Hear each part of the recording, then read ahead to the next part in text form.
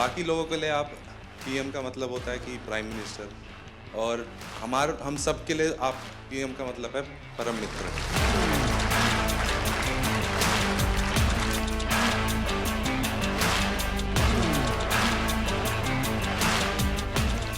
शीतल की सिग्नेचर मिल जाएगी आज मुझे। जाने से पहले आप जब सबसे बात करते हो और फिर आने के बाद सबसे मिलते हैं, आई थिंक सारे मेडलिस्ट, सारे एथलीट यही सोचते हैं कि हमें यही मौका मिले। सर, लोग पैरा को अभी तक अपनाए नहीं जिस तरह आपने अपनाया है। मैं बहुत लोग को बोलता है हमारा ब्रांड एम्बेसडर कौन है, हमारा मोदी जी हमारा ब्रांड एम्बेसडर।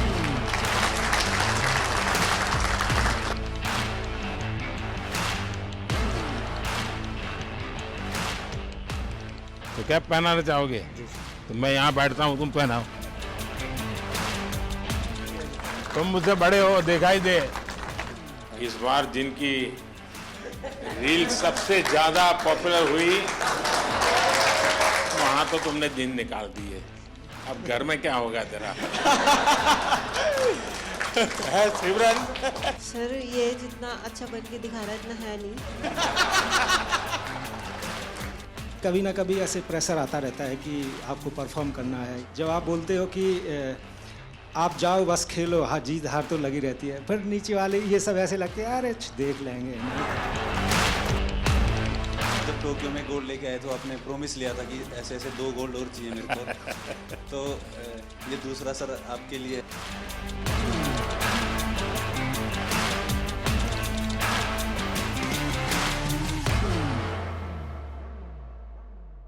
आज मुझे आपको सुनना है, आप लोगों के क्या अनुभव रहे, वहाँ सबसे मिलते होंगे, कुछ न कुछ अच्छी बातें हुई होगी, वो मैं जरा सुनना चाहता हूँ। सर नमस्ते, हर हर महादेव सर। हर हर महादेव। सर मैं ब्लाइंड जूडो से कपिल परमार 60 केजी खेलता हूँ सर, और मेरा एक्सपीरियंस ये रहा कि मैंने बहुत ज़्यादा कंपटीशन खेल लिए थे 2021 से लेके, तो मैंने 16 कंपटीशन खेले सर, जिसमें मेरे 14 में मेडल थे, जिसमें 8 में मेरे गोल्ड थे, ब्राउन, सिल्वर। एशियन गेम में भी मेरा सिल्वर था, वर्ल्ड गेम में ब्रॉन्ज था, और वर्ल्ड चैंपियनशिप ब्रॉन्ज था। तो सर मेरा डर निकल गया था, ओलंपिक का इतना प्रेशर नहीं था क्योंकि मैंने कंपटीशन बहुत ज़्यादा खेल लिए थे सर। तो सर मेरा एक्सपीरियंस ये है कि थोड़ा सा प्रेशर था। तो हमारे देवेंद्र भाई साहब, झांझड़िया जी भाई साहब ने मेरे से एक बात बोली थी कि अपने को अपना बेस्ट देना है। बोला था कि जो आप प्रैक्टिस में करते हो वही आपको करना है। और सर मेरे कोच हैं, उनका भी, मेरे मनोहर अंजार जी, उनका बहुत आशीर्वाद दिया, क्योंकि हम लोगों को संभालना मुश्किल ही नहीं नामुमकिन है। क्योंकि सर हम हर कहीं टकरा जाते हैं और कोई हमसे आके टकरा जाता है, तो मैं उनसे पूछता हूँ कि आप ब्लाइंड हो कि मैं ब्लाइंड हूँ। सर बहुत बार ऐसा होता है, तो बस सर के हाथ पकड़ के चलते, हाथ पकड़ के आते हैं, वो थोड़ा बहुत जो दिखता है उसमें अपना काम कर लेते हैं सर। और सर आपका बहुत आशीर्वाद रहा। अच्छा कपिल, उस दिन तुमने मुझे बताया कि स्टेडियम में से कपिल कपिल कपिल इतनी आवाज आ रही थी। जी सर। तो मैं मेरे कोच की सूचनाएं सुन नहीं पा रहा था, वो मैं एक्चुअली एक्सपीरियंस करना चाहता हूँ। कैसे, आपके कोच कहाँ है सर? हाँ जरा बताइए, क्या मुश्किल होता है? सबसे अहम बात है ब्लाइंड जूडो में कि जो इंस्ट्रक्शन हम लोग बाहर से देते हैं, जो इनको सिखाया जाता है, उसमें हम लोग एक कोडिंग करते हैं कि जब हम जाएंगे तो ये बोलेंगे तो तुम्हें ये करना है, क्योंकि वहाँ दिखता तो है नहीं कुछ। हाँ। तो उस दिन हमारे 2 मैट एरिया थे। एक मैट पे हमारी बाउट चल रही थी फाइट, और दूसरे पे जो है वो फ्रांस की फाइट चल रही थी। और फ्रांस की फाइट में इतना शोर हो रहा था, करीब 15 से 18 हज़ार दर्शक वहाँ थे। तो जिसकी वजह से जब ये सेमीफाइनल खेलने गए तो जो मैं बोल रहा था वो ये नहीं समझ पा रहे थे। और डेफिनेटली क्योंकि सेमीफाइनल का एक प्रेशर था, और जो खिलाड़ी था ईरान का, उससे पहले ये फाइनल में एशियाई खेलों में हारे थे, तो यकीनन उसका भी प्रेशर होगा।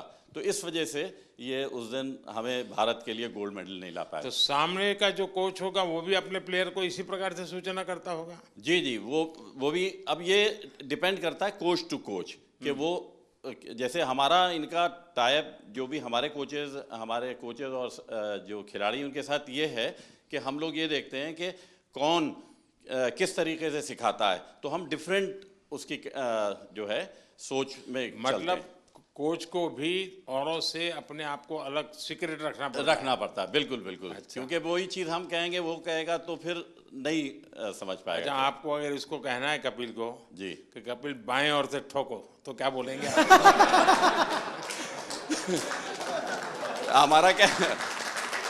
हमारा कहना ये होता है सर। कपिल ऐसा ही होता है ना। सर हम बोलते हैं कि हम मार दे, तो मैं सर अटैक तो करता हूँ, कभी खाली चला जाता तो वापस खड़ा हो लेकिन जाता। टेक्निक का नाम बताते हैं, जो पोजीशन आगे पीछे पाँव की दिखती है तो वो टेक्निक का नाम जो इनको सिखाया होता है वो बताते हैं, तो फिर ये वो अप्लाई करते हैं।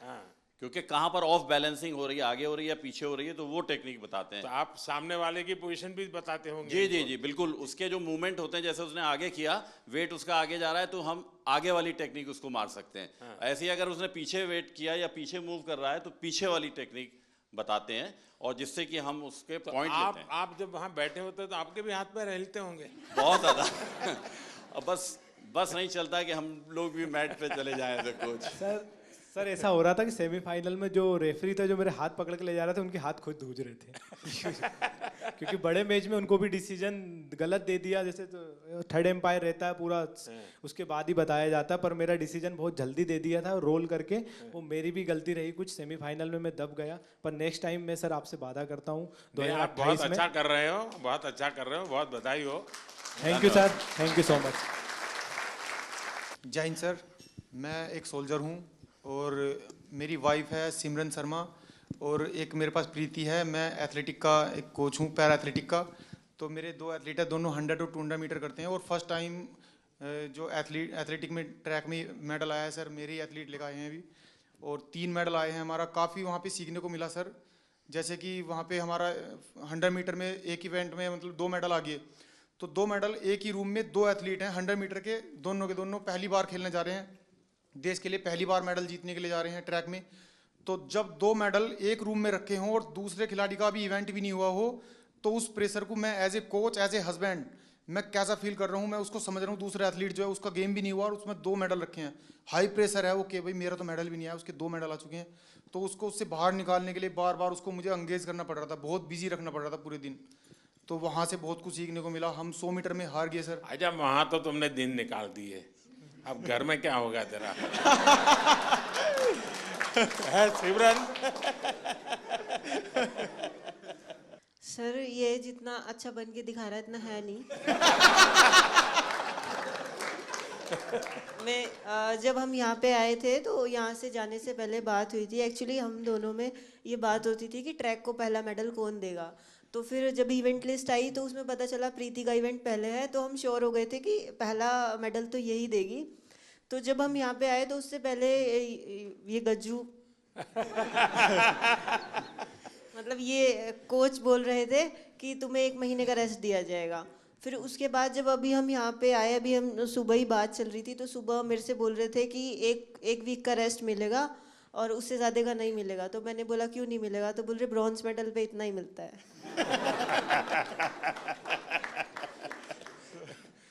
अब तुझे खाना नहीं मिलेगा।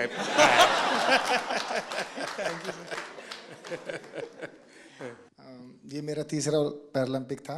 मैं पिछले में भी आपसे मिला था, आपने मुझे बहुत मोटिवेट किया था, लेकिन शायद इस बार भी थोड़ी कसर रह गई। मैं रियो पैरालंपिक में भी चौथा था, टोक्यो में भी चौथा था, इस बार पेरिस में भी चौथा हो गया सर।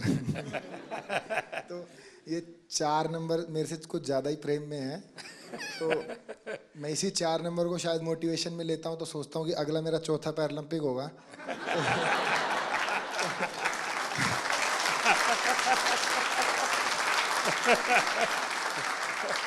तो शायद चौथे में मैं कुछ करूं। और जैसे कि सर मैं अपने आप को फेलियर तो नहीं कहूँगा, जैसे कि मैं पैरा की हिस्ट्री में, ना कि इंडिया की में, all over the world para की हिस्ट्री में मैं अकेला ही ऐसा एथलीट हूँ जो इतने बड़े इवेंट में इतनी बार ऐसे रहा है। तो फिर मैं कहीं ना कहीं सोचता हूँ कि ओलंपिक में ऐसी कई हिस्ट्री हैं, जैसे कि एक डिस्कस थ्रोअर भी हैं फ्रांस की, जिनका 5वें ओलंपिक में सिल्वर मेडल आया। एक ट्रिपल जंपर भी हैं, शायद यूएसए के हैं, कहाँ के हैं, उनका 5वें ओलंपिक में मेडल आया। तो शायद मैं फिर अपने आप को ये भी मोटिवेशन देता हूँ कि तू पहला एथलीट पैरा वर्ल्ड में बनेगा जो सबको मोटिवेशन देगा कि भाई जब उसने चौथे में जीता था तो तुम लोग पहले में क्यों हार मान रहे हो।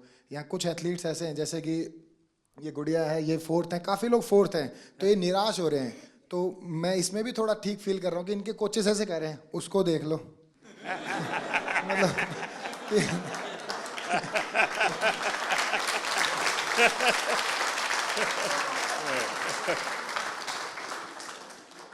देखिए, मैं समझता हूँ कि आपका ये जो जीवन की तरफ देखने का दृष्टिकोण है ना, वो शायद आपकी सबसे बड़ी ताकत है।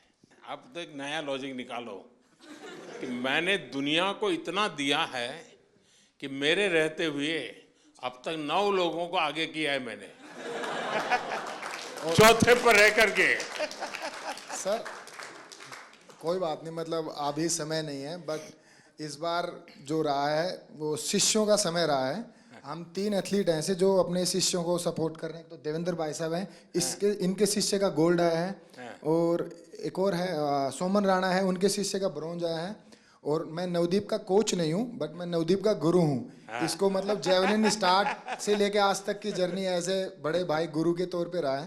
तो इस बार मैंने नवदीप को दे दिया कि इस बार तू ले जा, लेकिन अगली बार सर जरूर पूरा प्रॉमिस करता हूँ मेरा रहेगा।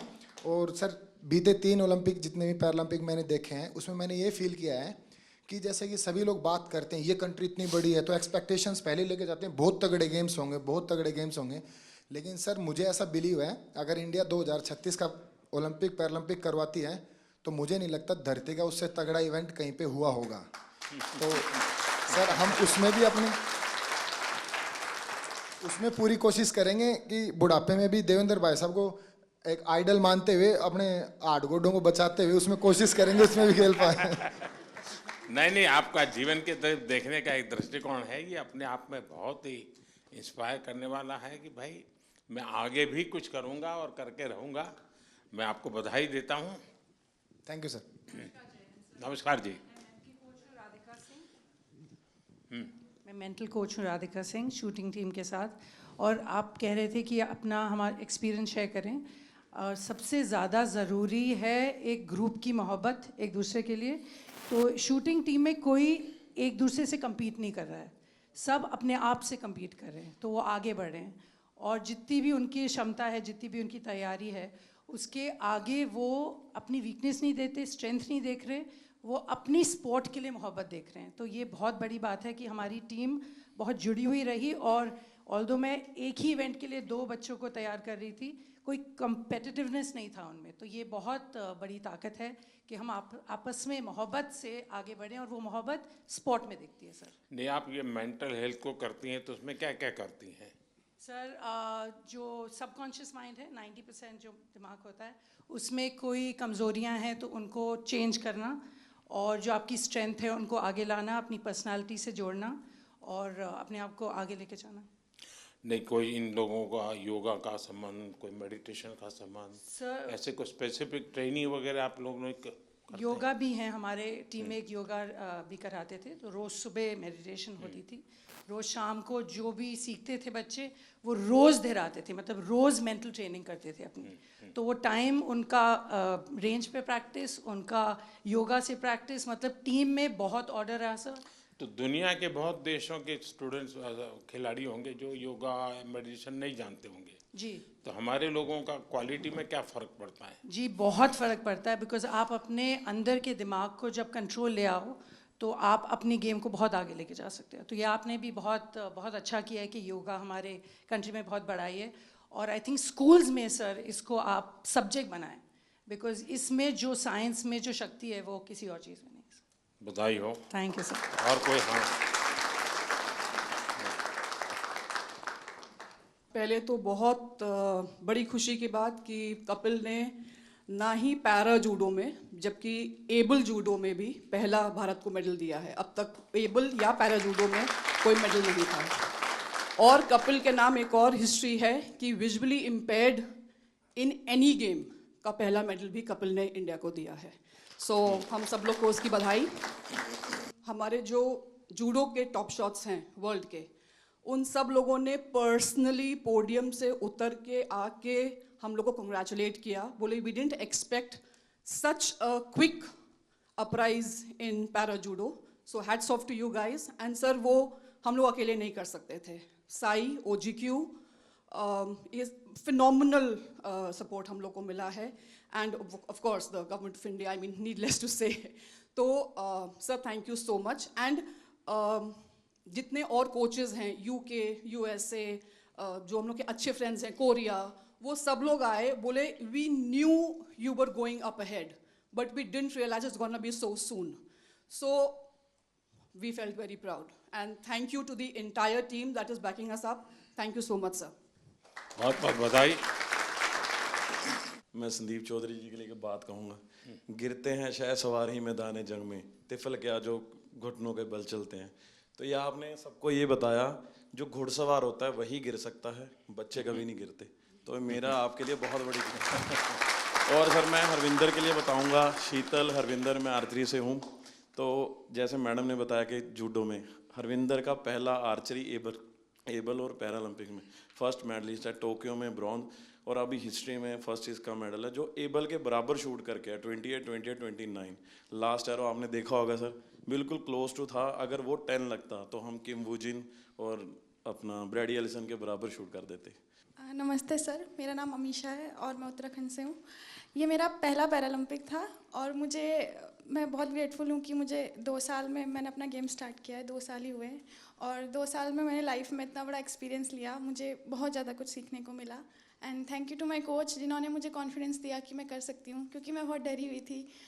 तो आपने कहा था कि वहाँ लोगों को ऑब्जर्व करना, उनसे सीखना। लोग डरते होंगे। हाँ, पहले आप डर रही थी, अब लोग डरते होंगे। तो आपने कहा था कि लोगों को ऑब्जर्व वगैरह करना है, तो मैंने वो भी बहुत किया और बहुत कुछ सीखने को मिला है। परिवार में से क्या रिस्पांस है अब? परिवार के, तुम्हारे फैमिली के लोग क्या कहते हैं? अब तो फैमिली बहुत खुश है और वो पहले से ही सपोर्ट करती थी, लेकिन अब और ज़्यादा सपोर्ट, और ज़्यादा दे रहे हैं। नमस्ते सर, मेरा नाम सुमित अंतिल है और मैं back to back second gold medal है सर मेरा।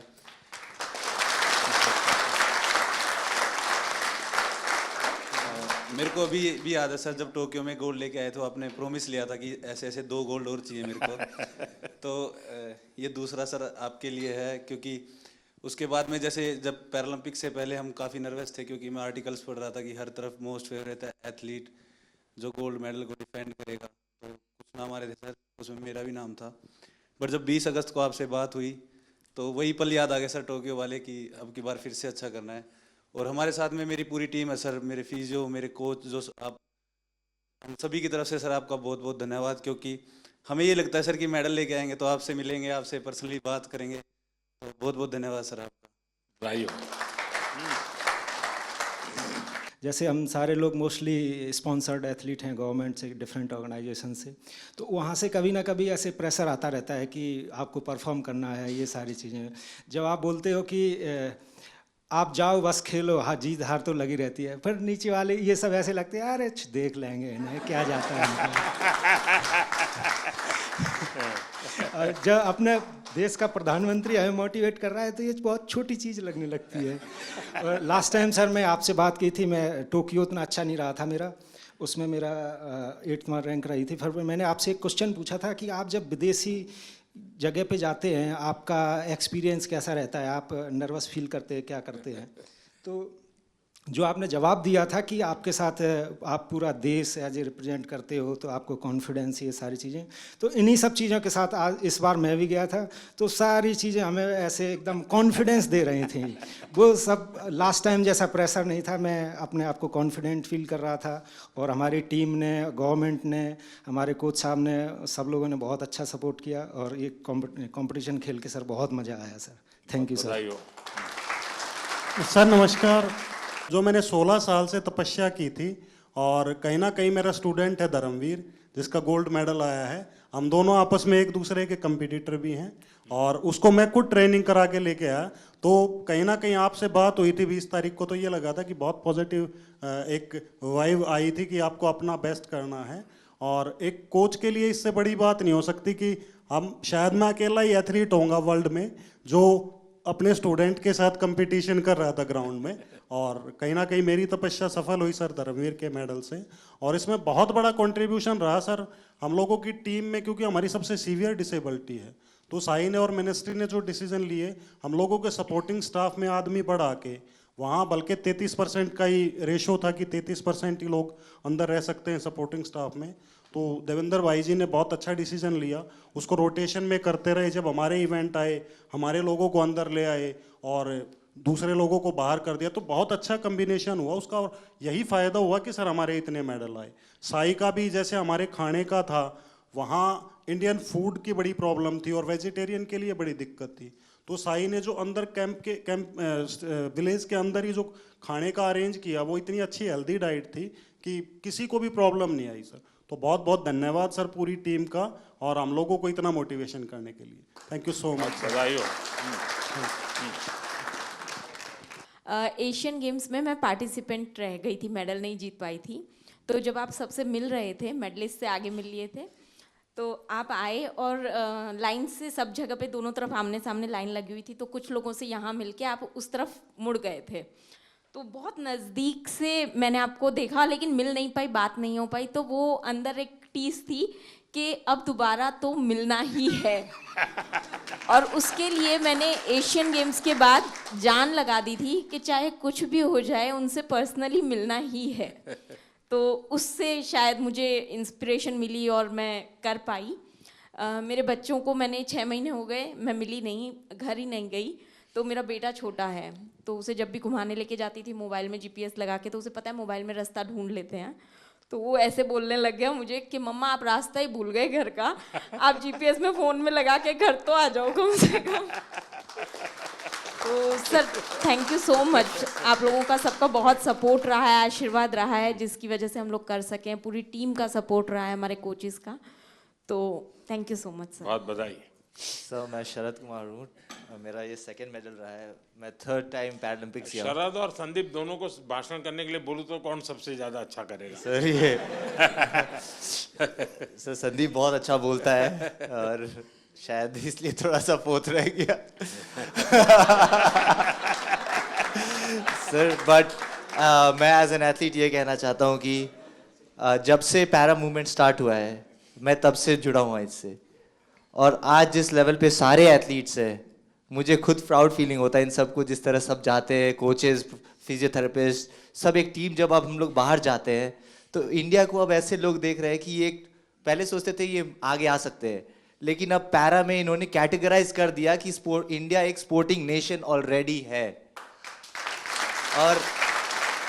और सर ये ऑफ कोर्स साई की सबसे पहले अहमियत से स्टार्ट हुआ, और फिर हम लोग का सपोर्ट स्टाफ आने लग गए, और एथलीट्स में भी जिस तरह पॉजिटिविटी आया। और सर मेन तो एक और है, आपसे मिलने और जाने से पहले आप जब सबसे बात करते हो और फिर आने के बाद सबसे मिलते हैं, आई थिंक सारे मेडलिस्ट, सारे एथलीट यही सोचते हैं कि हमें यही मौका मिल। सर लोग पैरा को अभी तक अपनाए नहीं जिस तरह आपने अपनाया है। नमस्ते sir, I am Palak Kohli and ये मेरा 2nd कंसेक्यूटिव पैरालंपिक्स था। एंड टोक्यो में मैंने 4th फिनिश किया था एंड यहाँ पे मैंने 5th फिनिश किया। बट दोनों इस पैरालंपिक्स जाने का मेरा जर्नी बिल्कुल ही डिफरेंट था। मेरे को आफ्टर टोक्यो पैरालंपिक्स 2022 में सर बोन ट्यूमर हो गया था और स्टेज 1 कैंसर हो गया था। एंड नियर टू 1.5 ईयर मैंने कोई भी कम्पीट नहीं किया, कोई टूर्नामेंट कुछ भी नहीं किया।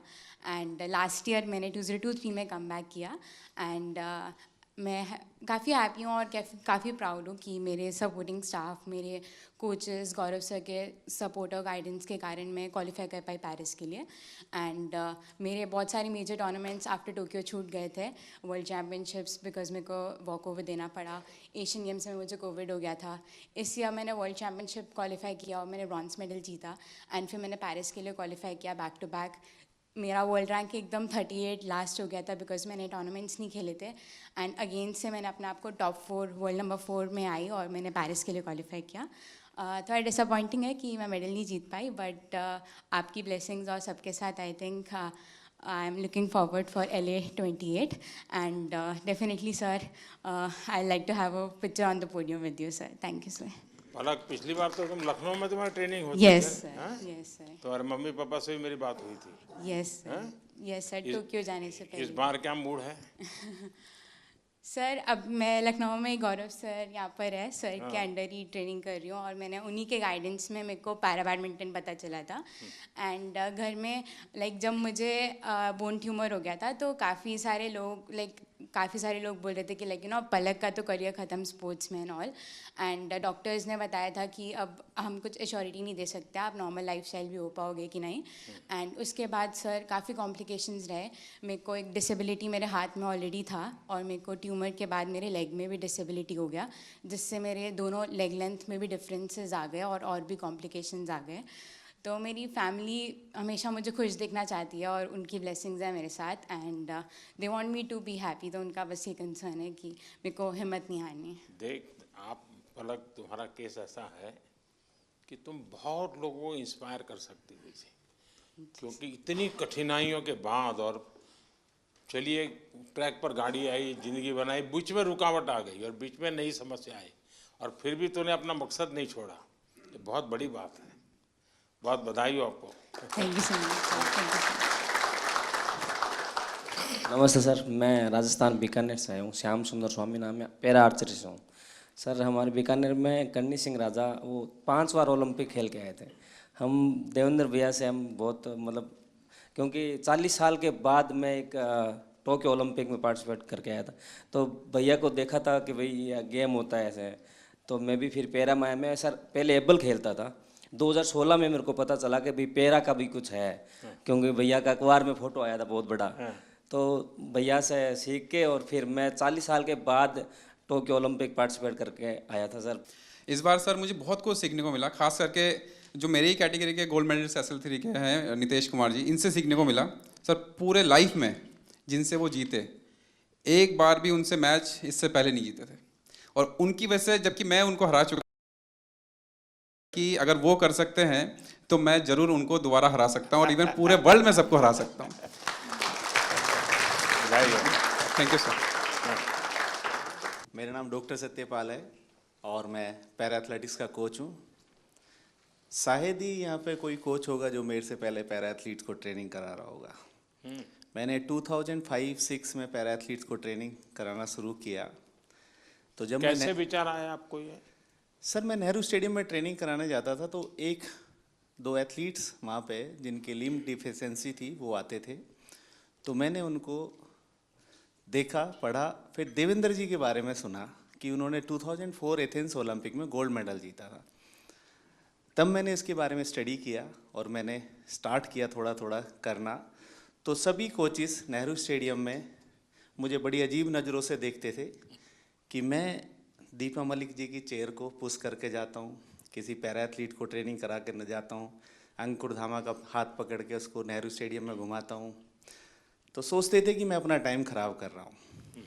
आज वही पैरा एथलीट्स, वही कोचेस जो मुझे क्रिटिसाइज करते थे, आज वो सब पैरा एथलीट्स को ट्रेनिंग कराना चाहते हैं। ये मेरे दिल से बोल रहा हूँ कि मैंने इस फील्ड में काम किया है, मैं बहुत खुश हूँ और आने वाले टाइम में मैं आपसे प्रॉमिस करता हूँ ये 29 नहीं, मैं 50 के मेडल का यहाँ से प्रॉमिस करके जाता हूँ कि हम सब इतना काम करेंगे, हम 50 मेडल लेते हैं।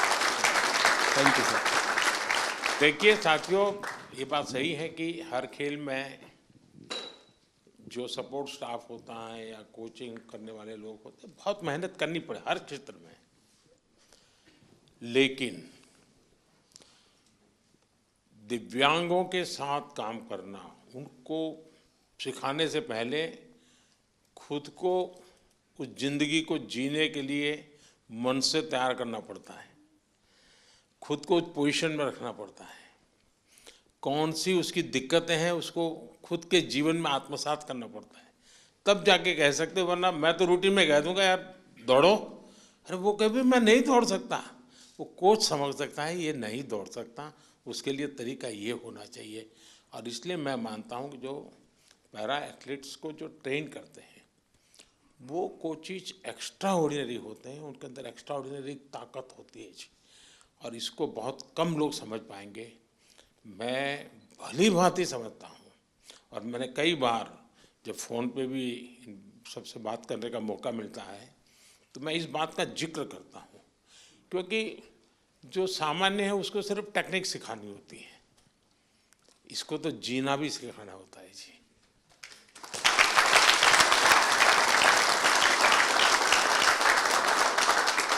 इसलिए ये वाकई बहुत बड़ी साधना है जी। और इसलिए मैं तो मानता हूँ कि आप जो साथी ये काम कर रहे हैं वो सबसे ज़्यादा अभिनंदन के अधिकारी हैं। सर अभी मैं इंटरनेशनल कंपटीशन में जाने का स्टार्ट करके 30 साल हो गया। इवन एथलीट, एडमिनिस्ट्रेटर, हम एक टाइम में एक भी फ्लैग नहीं देखता था। अभी इंडिया का फ्लैग हम को दिखने का स्टार्ट हो गया। हमारा खिलाड़ी का भी एक पैरा स्पोर्ट्स का वजह से हम मेडल जीत सकता बोल के आ गया। हम लोग कब पार्टिसिपेट करता था, उस टाइम में सोचता था पार्टिसिपेट करना है। अभी वो कॉन्सेप्ट चेंज हो गया। एंड अगेन आपको मैं बहुत धन्यवाद बोलता सर। मैं बहुत लोग को बोलता है हमारा ब्रांड एम्बेसडर कौन है, हमारा मोदी जी हमारा ब्रांड एम्बेसडर है।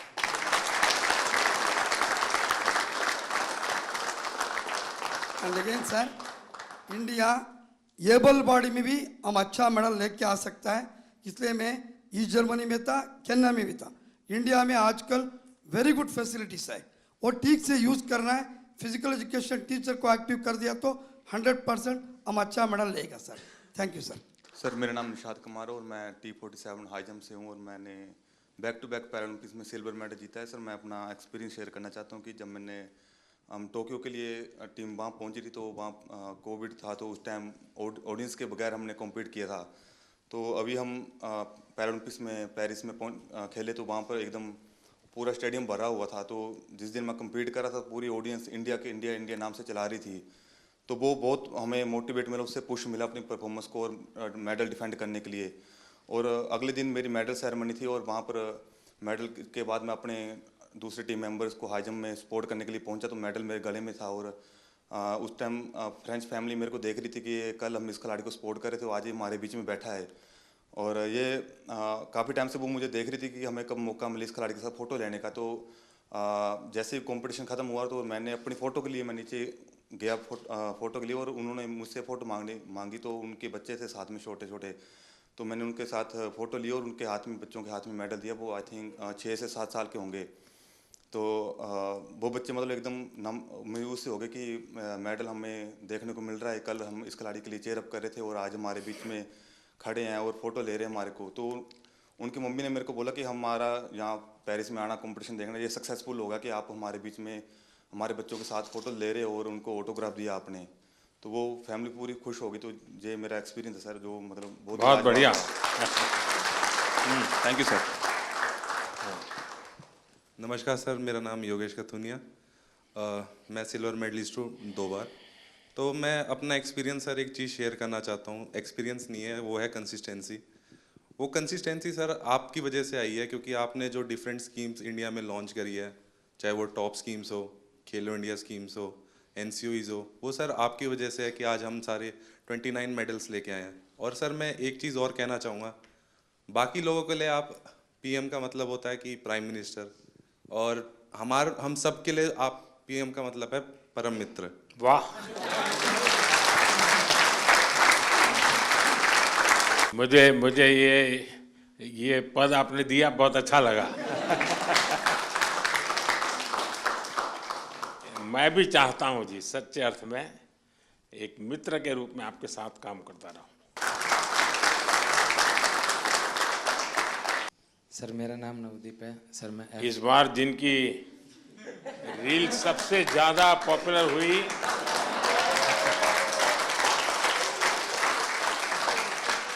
एक आप है, दूसरा शीतल है।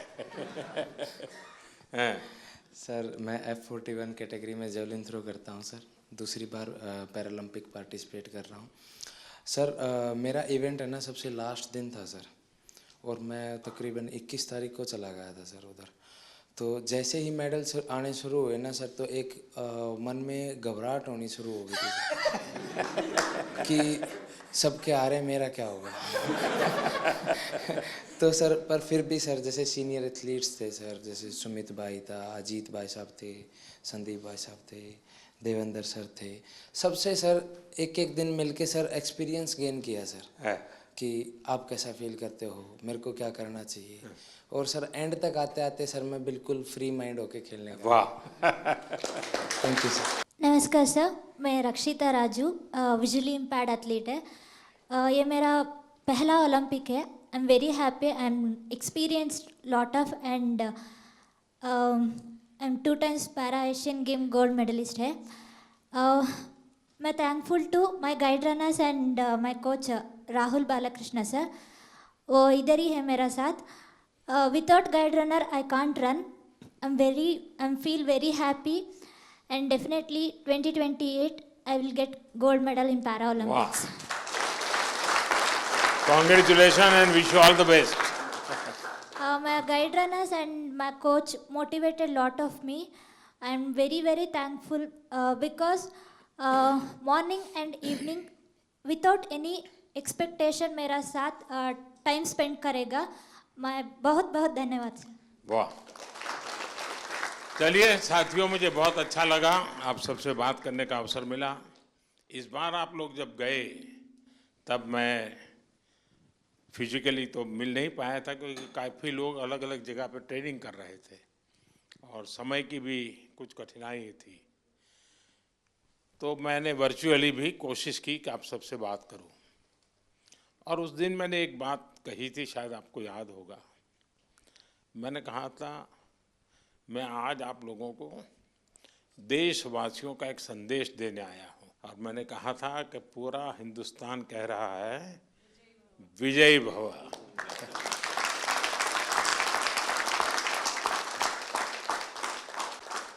आपने देशवासियों की जो भावना थी ना, उसको बराबर मन में ले लिया कि नहीं, देश चाहता है हम करेंगे. मैं समझता हूँ ये अपने आप में बहुत बड़ी बात है. दूसरा मैं देख रहा हूँ, क्योंकि मैं आप लोगों के साथ ज़रा ज़्यादा जुड़ा हुआ हूँ,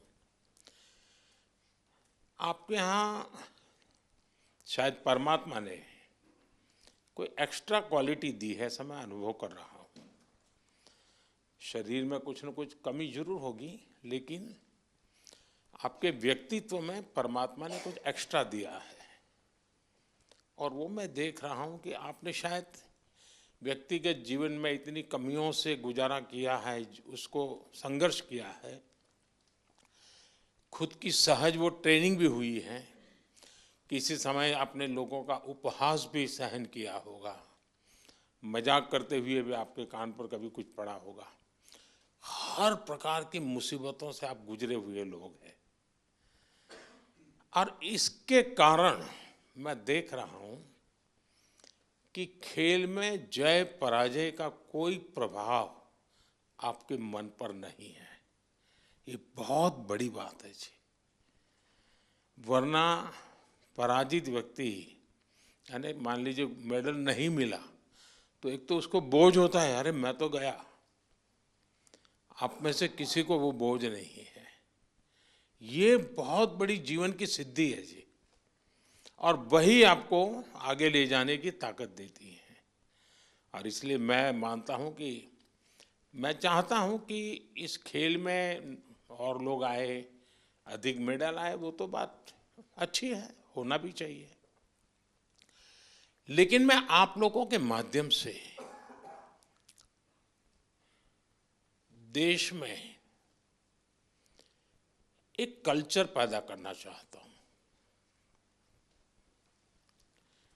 वो कल्चर ये है कि देश के हर नागरिक को समाज में जिनके जीवन में इस प्रकार की कठिनाई है, जो हमारे दिव्यांग जन है, उनकी तरफ देखने का दृष्टिकोण बदले.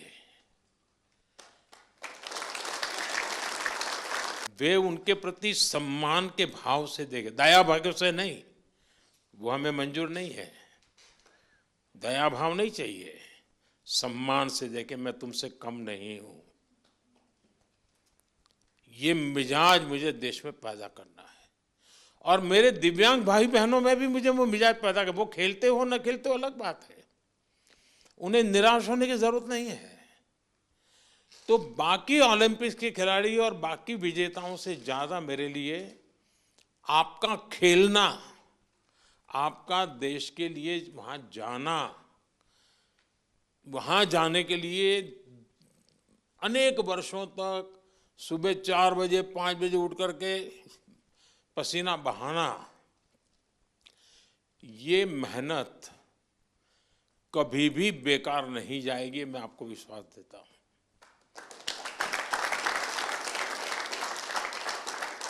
क्योंकि अब आपके लिए भी,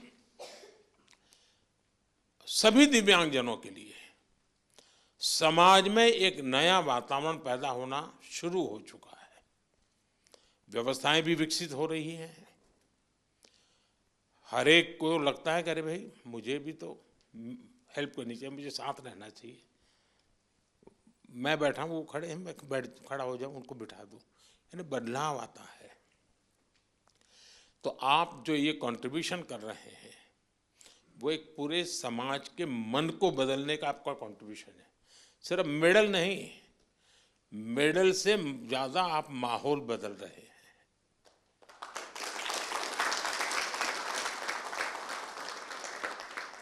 हर दिव्यांग जन के मन में आप एक विश्वास पैदा कर रहे हैं कि हम भी कुछ कम नहीं है। और मैं मानता हूं कि हमने इस चीज को उसी रूप में करना है। आखिरकार मेडल की संख्या, आजकल तो युग ही ऐसा है कि इन चीजों को काउंट किया ही जाता है। लेकिन 140 करोड़ का देश आज जिस जज्बे के साथ खड़ा हुआ है, खेलने के लिए नहीं, जीतने के लिए जा रहे हैं। मैं एक पार्टिसिपेंट हूं ऐसा नहीं है, मैं एक परफॉर्मर हूं। ये जो मिजाज है ना, वो देश की ताकत बनता है। और आप देश की उस ताकत में नई ऊर्जा भरते हैं। तो मेरी तरफ से आप सबको बहुत बहुत बधाई। सबका मूड देख करके मुझे अच्छा लगा।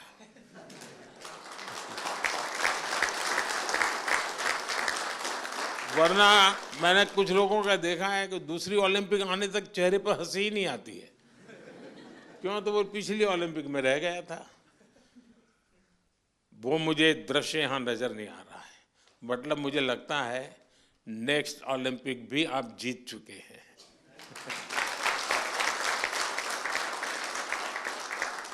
ये आपके आंखों से मैं पढ़ पा रहा हूँ, आपके अंदर जो विश्वास वो मैं देख पा रहा हूँ।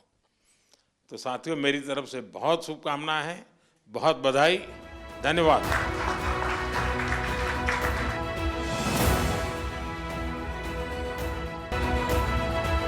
तुमसे तो डर के रहना पड़ेगा।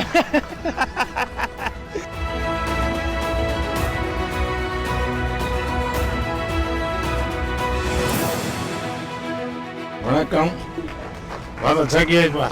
हाँ, चले।